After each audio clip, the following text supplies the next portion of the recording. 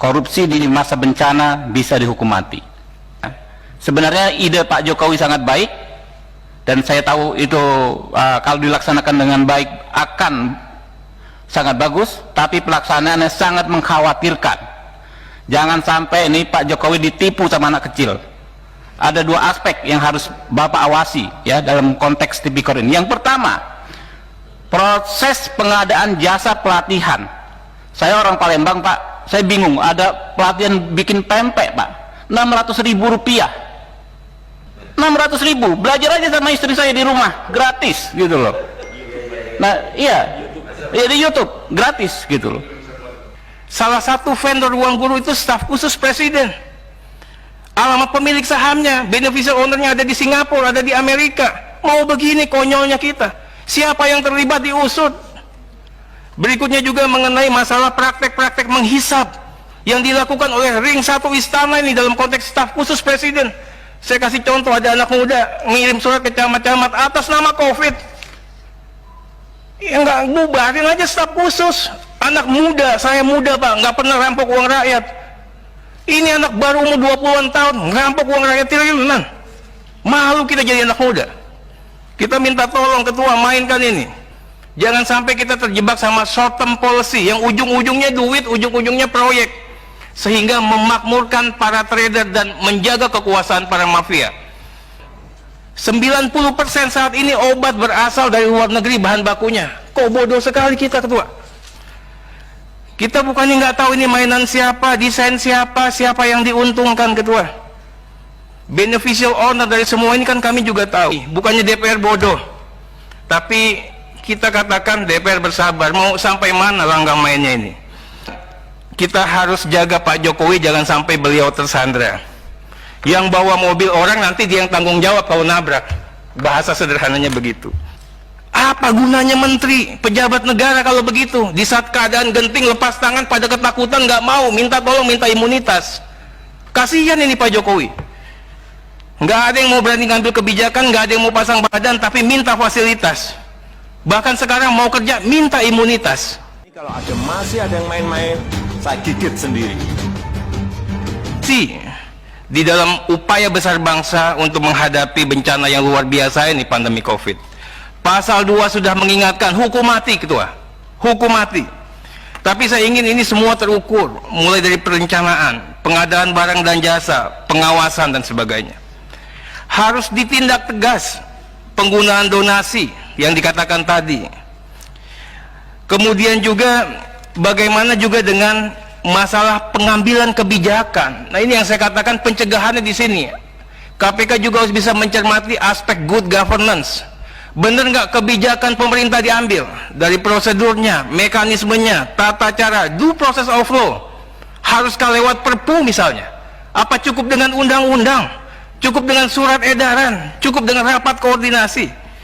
Kita juga bicara yang namanya ada daulat rakyat di sini Pak, yang namanya keuangan negara dan pengelolaan keuangan negara nggak bisa diambil alih oleh beberapa pihak saja. Berikutnya juga kita ingin sampaikan Pak Ketua ini lembaga negara, pimpinan lembaga negara. Presiden sebagai kepala negara, pemegang kekuasaan pemerintahan tertinggi. DPR membuat undang-undang, menetapkan APBN Pak. Jadi kewenangan kita ini juga harus dijaga Pak. Bicara besaran, bicara peruntukan itu daulat rakyat. Makanya saya katakan Ketua, nanti tolong dikaji itu perpu. Berikutnya lagi bicara materi muatannya perpu. Apa boleh materi muatan mengatur kebijakan yang seperti itu? Apa tidak melampaui kewenangan undang-undang? Menabrak fatsun konstitusi? Menegasikan kekuasaan pemerintahan negara Pak Jokowi? Nanti saya ingin analisa nih. Menghilangkan daulat rakyat. Pemeriksaannya juga nggak ada, pengawasannya juga nggak ada, KPK pun juga dihilangkan ini. Nah ini yang kita katakan KPK harus tampil. Saya nggak bicara ruang guru kecilan itu, ini yang gede-gede seperti ini. Apa sudah gawat sekali Ketua? Harus kita buat perpu. Kebutuhannya begitu mendesakkah? Apa gunanya menteri, pejabat negara kalau begitu? Di saat keadaan genting lepas tangan pada ketakutan, nggak mau, minta tolong, minta imunitas. Kasihan ini Pak Jokowi. Nggak ada yang mau berani ngambil kebijakan, nggak ada yang mau pasang badan, tapi minta fasilitas. Bahkan sekarang mau kerja, minta imunitas. Ketua, saya minta betul bagaimana strategi dan pembiayaan serta postur. Tadi Ketua katakan 405T untuk kesehatan, 75T untuk kesehatan, Pak. Yang lainnya nggak tahu. 110 untuk pemulihan dikasih ke siapa? Negara mau pinjam 1.000 triliun, Pak. Untuk apa? Jangan-jangan dengan Perpu bisa jadi kekuasaan baru di atas kekuasaan presiden.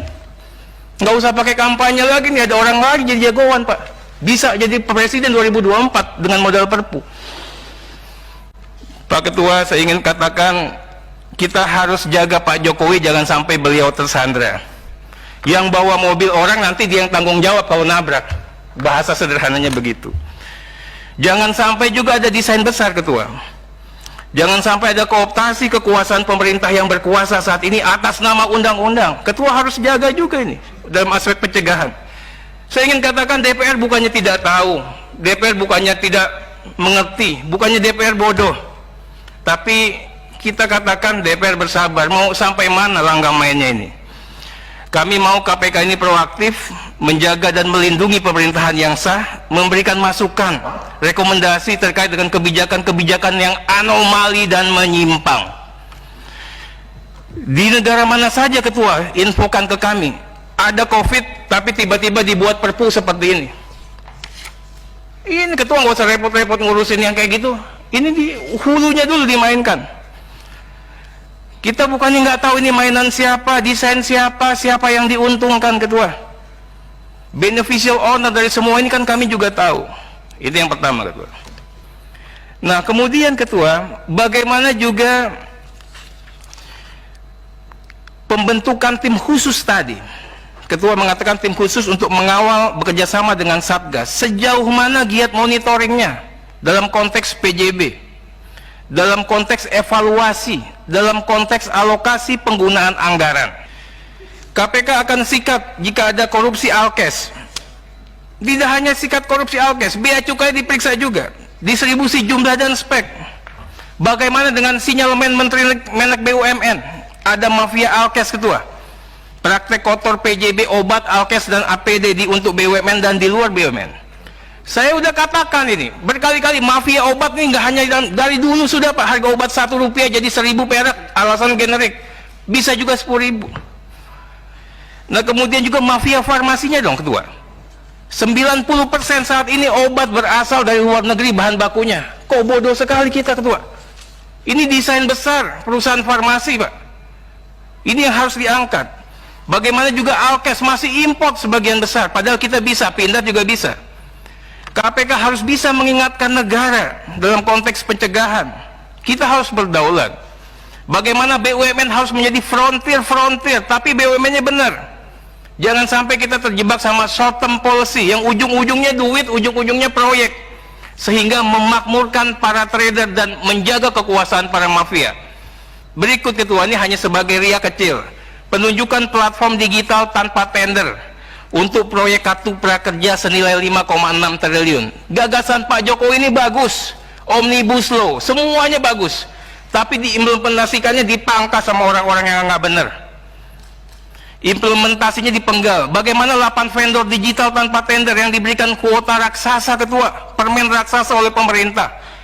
Bagaimana bisa terjadi? Bagaimana strategi pengawasannya? Dan tidak cukup dengan mundur, Pak. Ini korupsi.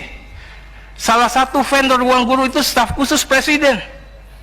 Alamat pemilik sahamnya, beneficial ownernya ada di Singapura, ada di Amerika. Mau begini konyolnya kita. Siapa yang terlibat diusut. Berikutnya juga mengenai masalah praktek-praktek menghisap yang dilakukan oleh ring 1 istana ini dalam konteks staf khusus presiden. Saya kasih contoh, ada anak muda ngirim surat ke camat-camat atas nama COVID. Ya nggak, bubarin aja staf khusus. Anak muda, saya muda, Pak, nggak pernah rampok uang rakyat. Ini anak baru umur 20-an tahun, ngerampok uang rakyat.